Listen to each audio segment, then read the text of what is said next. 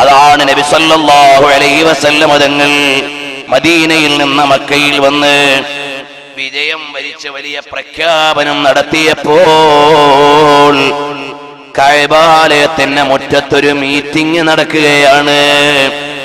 അവിടെ ഒരു ചെറിയ കൂട്ടം കൂടുകയാണ്. അതാരാണ്? മദീനയിൽ നിന്ന് വന്ന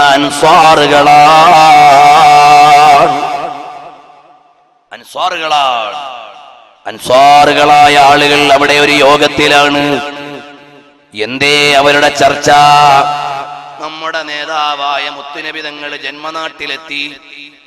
അവിടുത്തെ കുടുംബക്കാരുടെ കൂടെയായി കഅബാലയത്തിന്റെ വീട്ടിലെത്തി. കഅബയുടെ ചാരത്തായി. നമുക്ക് കഅബയില്ല, നമുക്ക് നബിതങ്ങളില്ല.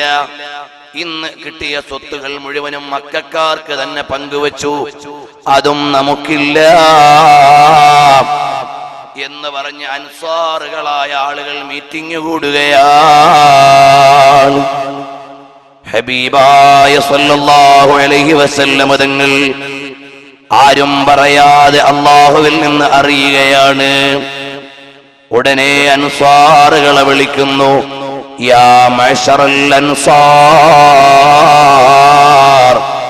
ഓ അൻസാറുകളെ ഒന്ന് വരൂ. അൻസാറുകളെ, നിങ്ങളുടെ മീറ്റിംഗിന്റെ അജണ്ട എന്താണ്? ഞാനിത് വായിക്കുമ്പോൾ ഇമാം ബൈഹഖി, ഇമാം അബൂ നുഐം തുടങ്ങിയുള്ളവരുടെ നിവേദനങ്ങൾ വളരെ വിശാലമായ അധ്യായങ്ങൾ.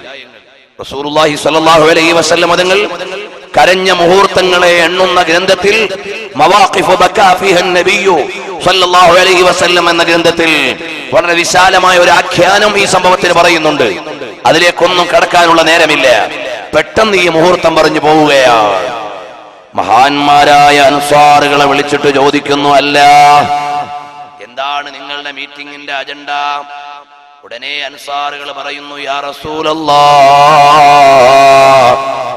തങ്ങൾ മക്കത്ത് വന്ന് ജയം വരിച്ച് കഅബയുടെ നാട്ടിലെത്തി. കഅബ കിട്ടി, വീട്ടുകാരെ കിട്ടി, നാട്ടുകാരെ കിട്ടി, എല്ലാം തങ്ങൾക്ക് ലഭിച്ചില്ലേ? ഞങ്ങളിനി മദീനത്തേക്ക് പോണത് എന്തിനാണ്? ഞങ്ങൾക്കവിടെ നബിതങ്ങളില്ല, ഞങ്ങൾക്കവിടെ കഅബയില്ല, ഞങ്ങൾക്കവിടെ ഒന്നുമില്ല. ഞങ്ങൾ എന്തിനാണ് പോകുന്നത്?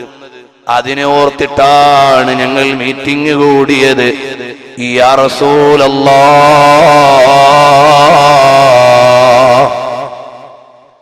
ഹബീബായ നബി സല്ലല്ലാഹു അലൈഹി വസല്ലം തങ്ങൾ ഉടനെ വിളിക്കുകയാണ്, അൻസാറുകളെ, ക്ഷമിക്കണം, ക്ഷമിക്കണം. ഇവിടെ ഒരു നിവേദനം ഇമാം ബൈഹഖി ഉദ്ധരിക്കുന്നുണ്ട്. നബിതങ്ങളിൽ ലീഡർഷിപ്പിന്റെ പവർ കാണിക്കുകയാണ്.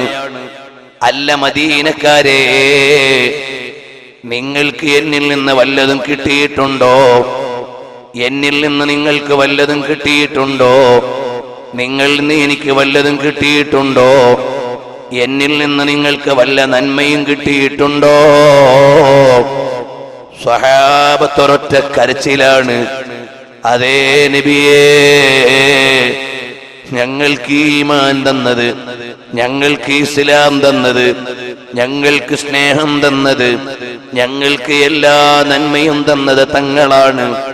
സ്വഹാബത്ത് മനസ്സു തുറന്നങ്ങ് പറഞ്ഞപ്പോൾ ഹബീബ് കരയുകയാണ്. കരഞ്ഞിട്ട് പറഞ്ഞു, അൻസാറുകളെ, എന്നെ നാട്ടുകാര് താമസിക്കാനിടം നൽകിയില്ല. നിങ്ങൾ എനിക്ക് താമസിക്കാനിടം നൽകിയവരാണ്. നിങ്ങൾ എനിക്ക് താമസത്തിന് സ്ഥലം നൽകിയവരാണ്. നിങ്ങൾ എനിക്ക് ഭക്ഷണം നൽകിയവരാണ്.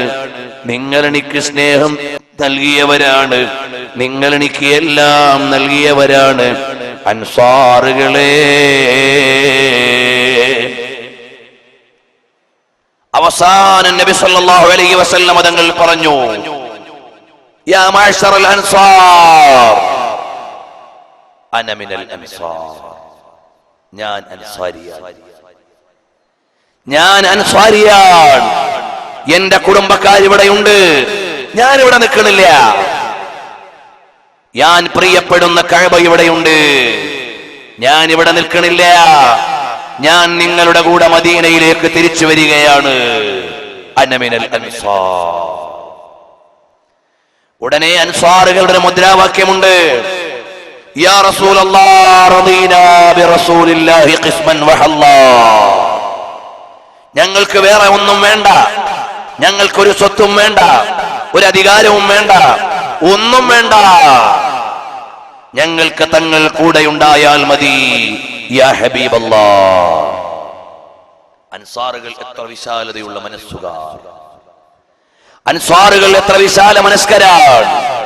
നിങ്ങൾ ആലോചിച്ചു നോക്ക്, നബി സല്ലല്ലാഹു അലൈഹി വസല്ലം തങ്ങളെയും സ്വഹാബത്തിനെയും മുഴുവനും വിരുന്നൂട്ടി ആതിഥ്യം നൽകി. അവസാനം അധികാരം വന്നപ്പോ 4 ഖലീഫമാരും മുഹാജിറുകളാ. അൻസാരികൾക്ക് പ്രശ്നമില്ല, അവർക്കറിയാം അവരാണ് അവകാശികൾ, അവരാണ് അവകാശികളെന്ന്. അപ്പൊ അൻസാറുകൾ ചോദിച്ചില്ല, അങ്ങ് മക്കത്ത് നിന്ന് നിങ്ങളെല്ലാം പ്രയാസം ഉണ്ടായിട്ട് ഇങ്ങോട്ട് വന്നപ്പോ വീട് തന്നത് ഞങ്ങളല്ലേ, ഇവിടെ വന്ന് പ്രസിഡന്റ് ആയത് നിങ്ങളാണോ, ഖലീഫയായത് നിങ്ങളാണോ? ഒരു ചോദ്യവും ഇല്ല. നമ്മുടെ നാട്ടിൽ മഹല്ല് മാറിയ പ്രശ്നമാണ്. ആ മഹല്ലുകാരൻ ഇവിടെ, ആ പഞ്ചായത്തുകാരൻ ഇവിടെ, ഈ പഞ്ചായത്തുകാരൻ അവിടെ, ആ ജില്ലക്കാരൻ അവിടെ, ഈ സ്റ്റേറ്റുകാരൻ ഇവിടെ. എന്ത്? അള്ളാഹുവിന്റെ പവിത്രമായ മതത്തിന്റെ ചരിത്രം വായിക്ക്. ഹബീബായ മുഹമ്മദുർ റസൂലുള്ളാഹി സ്വല്ലല്ലാഹു അലൈഹി വസല്ലം തങ്ങളുടെ ഒന്നാമത്തെ ഖലീഫയാര്? മിനൽ മുഹാജിരീൻ സയ്യിദുനാ അബൂബക്കർ അസ്-സിദ്ദീഖ് റളിയല്ലാഹു അൻഹു. അവിടെ നിങ്ങൾ മക്കത്ത മദീനത്ത് വന്ന് ആളാവണ്ടെന്ന് പറഞ്ഞില്ല, എല്ലാവരും ബൈഅത്ത് ചെയ്തു സിദ്ദീഖ് റളിയല്ലാഹു അൻഹുവിനെ. രണ്ടാം ഖലീഫ ഉമർ ബിൻ ഖത്താബ് റളിയല്ലാഹു അൻഹു മിൻ മക്ക, മക്കയിൽ നിന്നുള്ള ആളാണ്. മൂന്നാമത്തെ ആൾ ഉസ്മാൻ ഇബ്നു അഫ്ഫാൻ റളിയല്ലാഹു അൻഹു ആണ്, പരാതിയില്ല. നാലാമത്തെ ആൾ അലി ഇബ്നു അബീ ത്വാലിബ് തങ്ങളാണ്, പരാതിയില്ല. ഇനി ഒരു കാര്യം കൂടി അറിയണം, 4 പേരും അർഹതയുടെ ഏറ്റവും വലിയ ഉന്നതിയിലുള്ളവരാണ്, ആർക്കും പരാതിയില്ല. ഇനി ഒന്നറിയണേ, നബി സല്ലല്ലാഹു അലൈഹി വസല്ലം തങ്ങളുടെ ഭാര്യാപിതാവാണ് സിദ്ദീഖുൽ അക്ബർ തങ്ങൾ, ഭാര്യാപിതാവാണ് ഉമറുൽ ഫാറൂഖ് തങ്ങൾ, മരുമകനാണ് ഉസ്മാൻ ഇബ്നു അഫ്ഫാൻ തങ്ങൾ, മരുമകനാണ് അലി ഇബ്നു അബീ ത്വാലിബ് തങ്ങൾ. ഓ, മുഹമ്മദ് നബി തങ്ങളെ കുടുംബവാഴ്ച കൊണ്ടുവന്നതാണ് എന്നൊരു കമന്റ് വന്നിട്ടില്ല. അർഹതയുള്ളവർ കൈകാര്യം ചെയ്യട്ടെ, ദീൻ ഇവിടെ നടക്കട്ടെ എന്നല്ലാതെ സങ്കുചിതത്വങ്ങൾ ഇസ്ലാമിലില്ല. അല്ലാഹുവിന്റെ ദീനിന്റെ പ്രവർത്തനം അങ്ങനെയാണ് പാരമ്പര്യം നമ്മൾ അറിയുന്നത്, അയിമ്മത്തിന്റെ വഴിയിൽ നിന്ന് അറിയുന്നത് അങ്ങനെയാണ്. പ്രിയമുള്ളവരെ, എത്ര വലിയ മനസ്സാണ് അൻസാറുകളുടേത്. അവര് ലോകത്തെ മുഴുവനും സ്വീകരിക്കാനുള്ള വിശാലമായ മനസ്സുകാരാണ്. അതുകൊണ്ടാണ് ഹബീബായ നബി തങ്ങൾ പറയുന്നത്, അന മിനൽ അൻസാർ, ഞാൻ അൻസാരികളിൽപ്പെട്ട ആളാണ്.